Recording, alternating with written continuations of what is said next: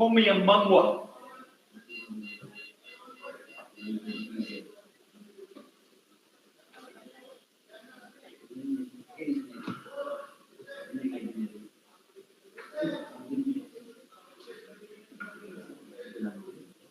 Itu 93 for 90 ya.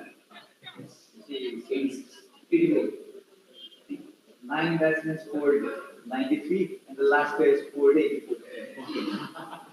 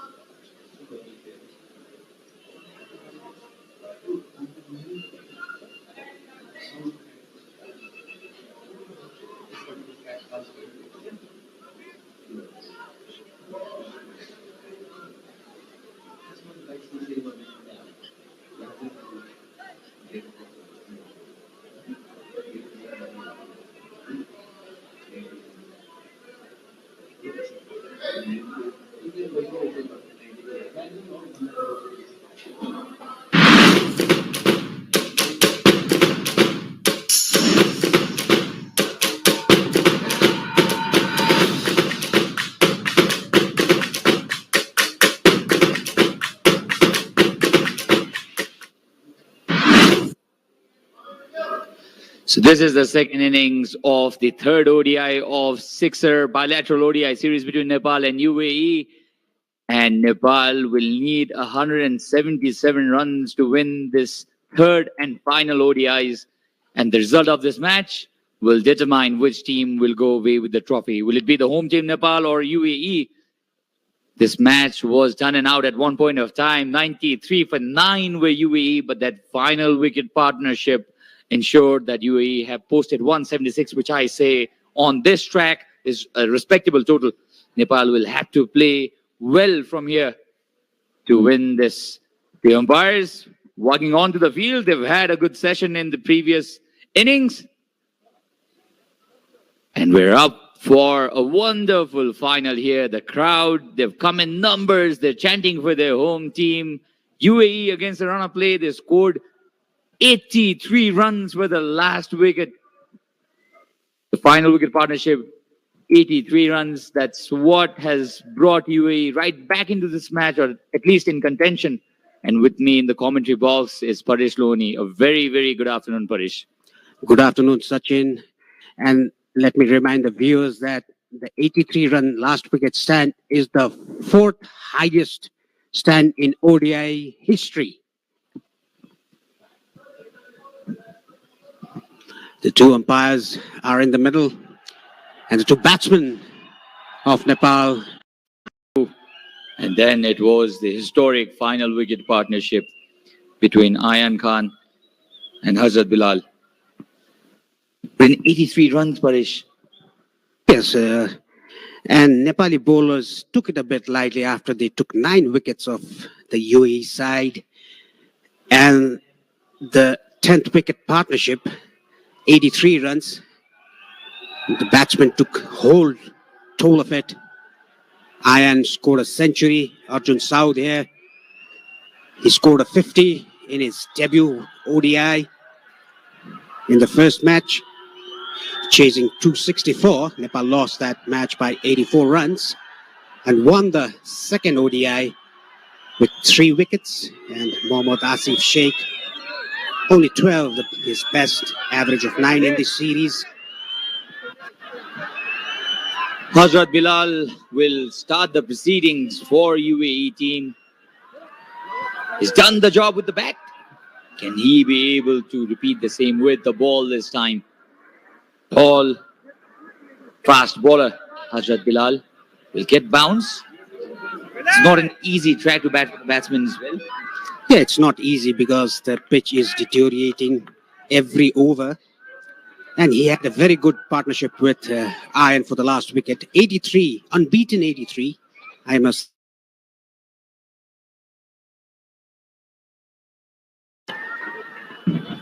So Bilal, Hazrat Bilal, right arm, medium fast.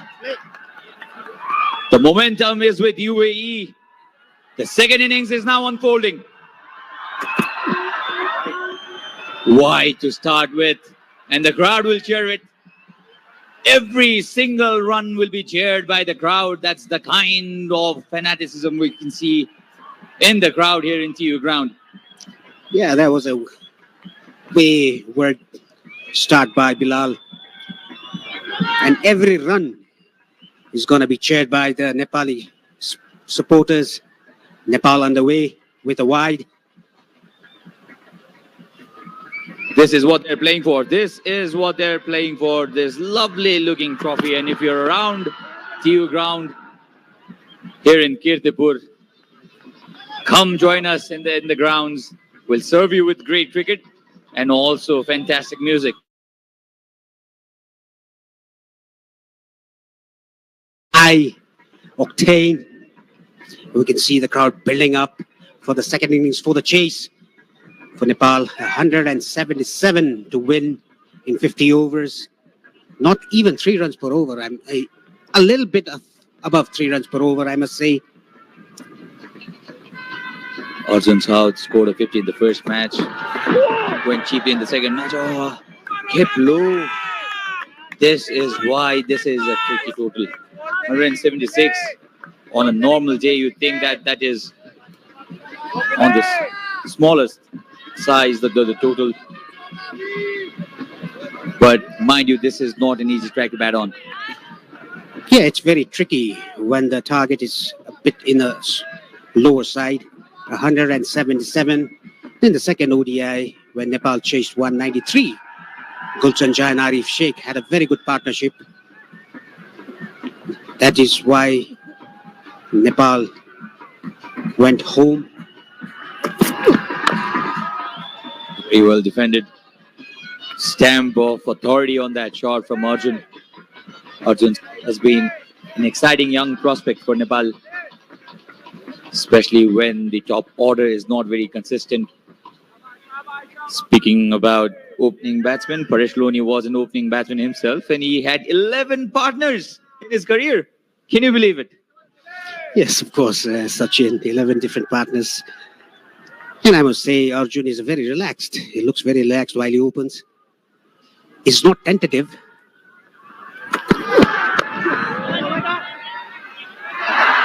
Oh, poor feeling this time. Allows Arjun to go off the strike. First runs off the bat for Nepal. And the crowd loving it. Talking about tentative, Arjun Saud was a bit tentative in the last ball. He just put his back to the ball. There was a misfield, and he was able to take a single. Asif Sheikh on strike.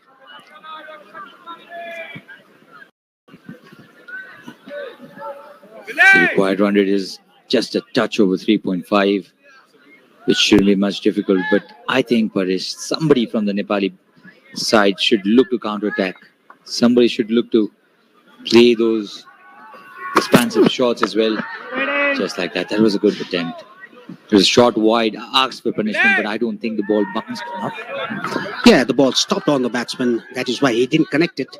Got the inner half of the bat. Yeah, like you said, Sachin, you have to counter-attack because the pitch is not there to bat. The ball is not coming onto the bat. It's slowing down, and it has a bit of slow bounce as well. So the Nepali batsmen, they should concentrate a bit harder. You'll have to give all the credits to the partnership of Hazrat Bilal and Ayan Khan, isn't it? The way they played, the way they applied themselves on the track. Oh, this is super wide. This is so wide outside the line of off stump. Yeah, it was bowled way wide, almost to second slip. The keeper has caught the ball.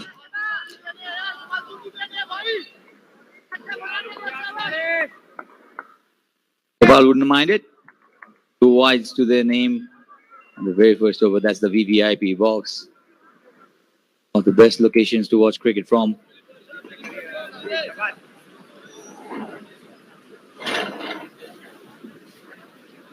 I reckon she's the only support for UAE team.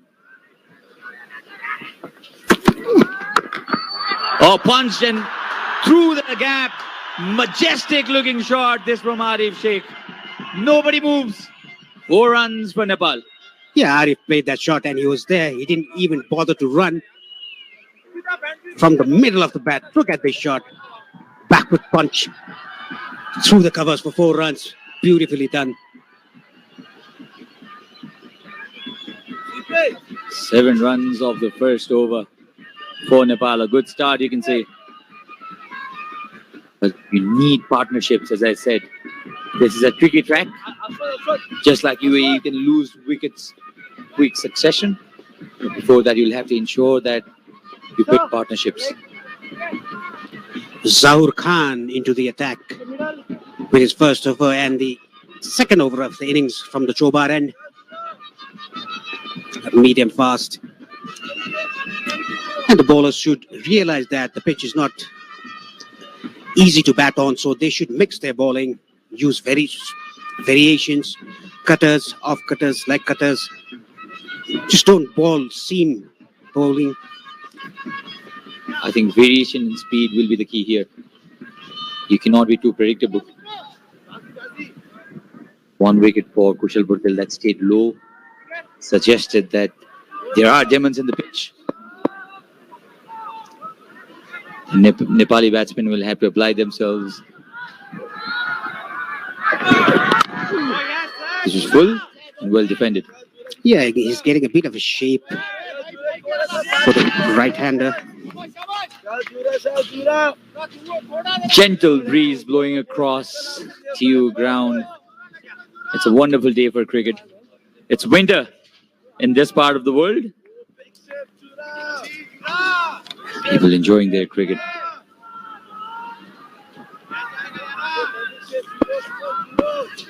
The franchise owners of various teams in the upcoming Nepal T20 to be played in the same venue. Sahur now bowling to Arjun.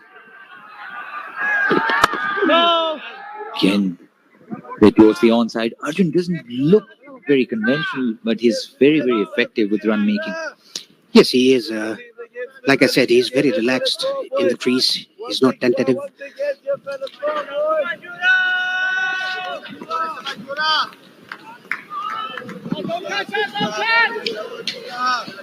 Zohor starting up with 2 dot balls in the second over of the innings. 177 the target. 3.5 runs and over is what Nepal need.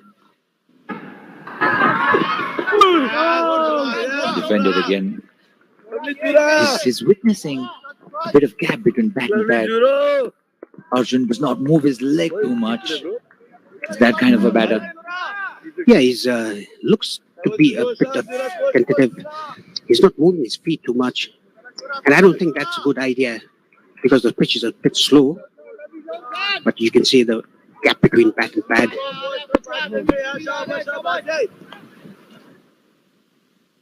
You're naturally confident with your skills. Sometimes the conventional techniques don't matter, isn't it? You see a Dhoni, you see a Stephen Smith. Oh, the split on the onside. One go all the way to the boundary. Think for the second run not to be there. Single this time for Arjun South. Yeah, that was flicked off the middle stump. Played it under his eyes, Arjun South. He looks to be a very good batsman and has a very good eye, being an opening batsman. This will be interesting because Asif, meanwhile, is looking for that early shot making. The intent is clear. If there is anything to be hit, his high bat lift will come down harder. Not the ideal kind of pitch for his style of batting. Yeah, bat lift. These elegance sometimes. Good start. That's driven to straight to short extra to the middle of the bat. Knock knock. Small nap maybe.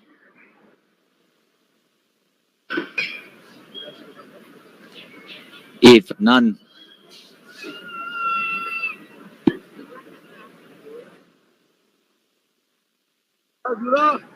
In his 5 deliveries. Long run up coming up. This is a leading hit. Up. Fielder under it. I don't know what the two fielders were doing, Rohan Mustafa.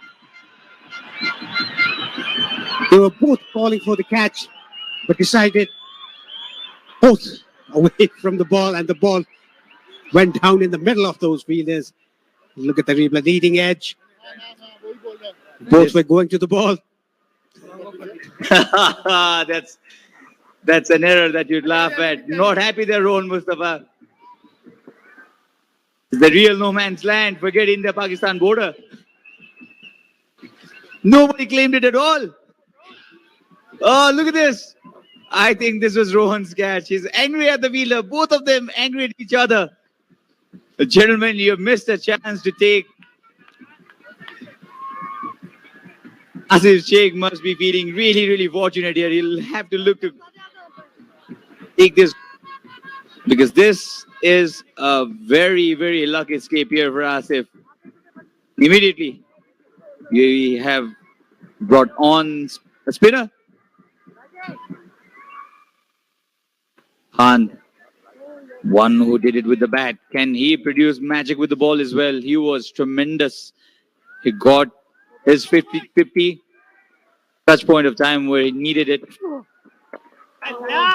Flattered trajectory. Well defended by Asif Sheikh. Yeah, he did wonders with the bat. Well bowled again, right on the money. And Afzal Khan, only 17 years of age.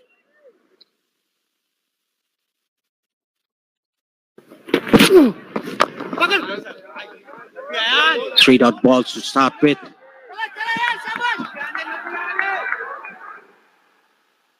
That's a really lucky escape.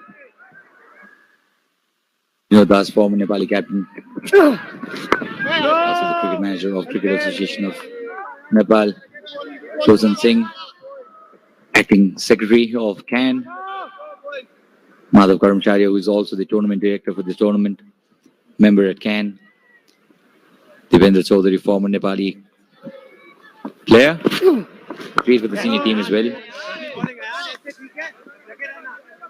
He's also the chief selector. We can be happy so far because this strong UAE team is receiving challenge from a very young Nepali side with a very young captain who's just been appointed to a Herculean task, and that's a maiden over to start with for Ayan Khan. 9 for none after 3, Nepal.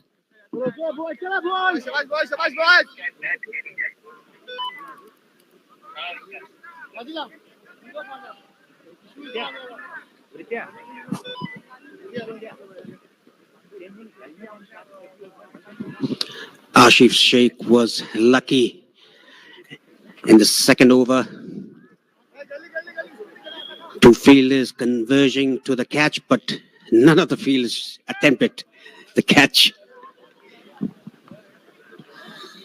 You log into YouTube 3 hours later and you'll find that video on comedy scenes. You laugh at that video because both the fielders and anticipating that somebody else would catch it eventually fell into no man's land. And reaction from Rohan was priceless.